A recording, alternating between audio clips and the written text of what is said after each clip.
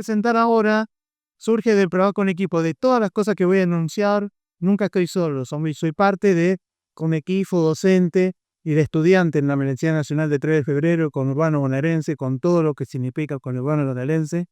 Era impreinstitucionalización de las esperanzas concretas y anhelos específicos de los testimonios de derecho. ¿Qué quiero decir?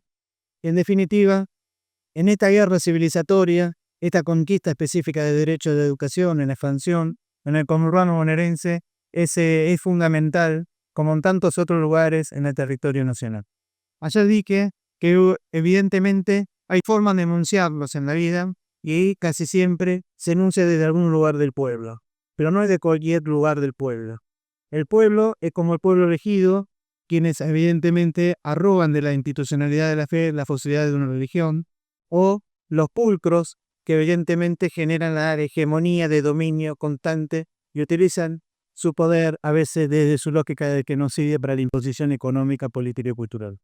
En ese ámbito, otro pueblo, otra enunciación de pueblo, es el pueblo-nación, el pueblo-estado, que evidentemente la institucionalidad necesaria de testimoniar derecho genera la posibilidad de expandir, bien, esa ampliación necesaria para la convivencia entre todos los ciudadanos. Pero siempre que se institucionaliza, se limita las esperanzas y evidentemente se limita las expectativas. Por eso hay otra forma, lamentablemente, de donde nos estamos enunciando en estas instituciones, que tienen que ver con el pueblo como pobre, el pueblo no de los nadie, el pueblo de los negados, el pueblo de la lucha del feminismo, el pueblo que evidentemente es migrante. Es de ese sembrigoso que quienes están adentro de estas cavernas, que yo denomino cavernas de ladrillo de vidrio, esta educación superior a que, sigue constituyéndose en un regocijo de reiteración, de conceptos tan antiguos que siguen reiterando y que dan muy poco fruto a la convivencia cotidiana del ámbito del vivir. Se conoce para vivir y no por el puro hecho de conocer, decía Rodolfo Cuyo. Cuando pude conocer la obra de Rodolfo Cuyo a partir de la clase de Carlos Puchen, dije, hay algo ahí en su letra, en su prosa, en su sentido que me convocaba, que era algo de lo que me pasaba a mí en el aula. Entonces, ahí me di cuenta que lo que yo venía haciendo, no, porque la metáfora de la tierra, del suelo, es parte de donde nosotros vivimos, pero también es parte también del océano donde nosotros navegamos. Y a veces nos sentimos solos, nos sentimos que somos un barco a la deriva. Y ese barco a la deriva, uno después se da cuenta que no está solo. Empezamos a generar la jornada de Rodolfo Cuyo y empezaron a aparecer otros cantos que venían trabajando y haciendo posible que evidentemente entre la soledad común que compartíamos, teníamos algo tan común de lo común que necesitábamos compartir. Que evidentemente eran nuevos enfoques, eran nuevas perspectivas, era simplemente la convivencia de encontrarse, ¿no?, en estos pensadores americanos, Silvia Rivera Posicanqui, Rita Segatto, Yamandú Acosta, Mauricio Langón, Santiago Pastrogorme, Quijano, tantos otros, ¿bien? Y ahí me di cuenta que no solamente alcanzaba con hacer la jornada de Cuyo, entonces se fueron sumando muchos más en este océano, ¿bien? En este océano simbólico compartido. Y ahí armamos el portal Pensar en Movimiento, donde ustedes tienen entrevistas a distintos pensadores. Pudimos hacer a Dussel y Horacio González. Ahí estuvimos con Ignacio Sonaira, ¿te acordás? Ignacio esa mañana encantadora. Digo, está Rita Segatto, está Citiche Pobar, está Canone, porque pensamos que los núcleos prioritarios de las ciencias sociales siguen siendo eurocéntricas. Ayer Sandro dijo algo muy simple y tan común y tan contundente, que evidentemente tomando las palabras de Rita Segatto dijo, la estratificación de raza en el ámbito específicamente de acreditación de conocimiento es el plano eurocéntrico de nuestra formación.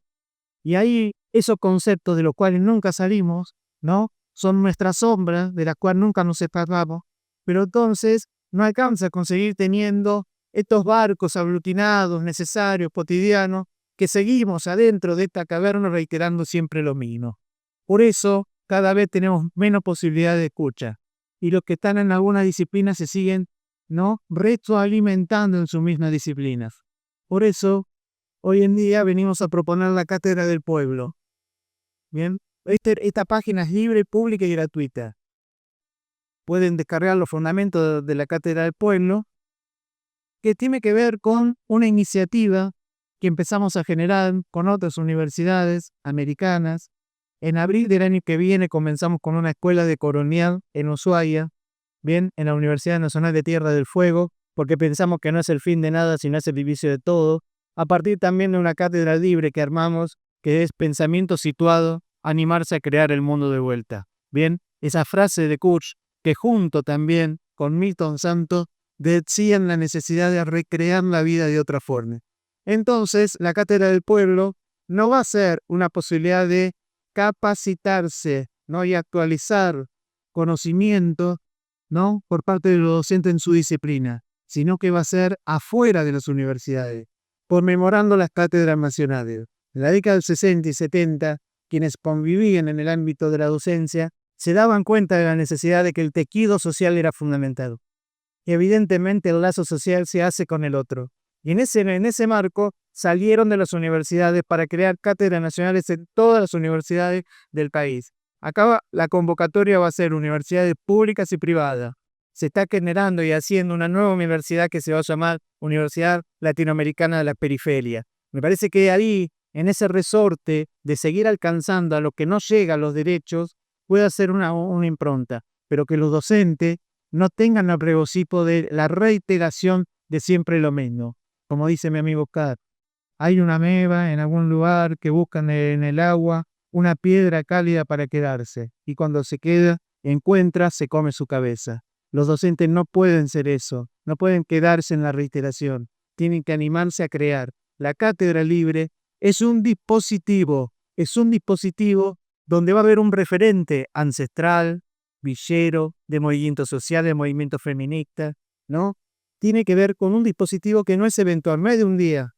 Es un encuentro como mínimo de 4 posibilidades de encuentros semanales en el territorio, en forma simbólica. No conocemos por concepto, conocemos por símbolo. Y la fuerza del símbolo es netamente emotiva. Es ahí, es arrancar la comodidad de la espera, de estar sentado para pararnos en la marcha del encuentro con vosotros.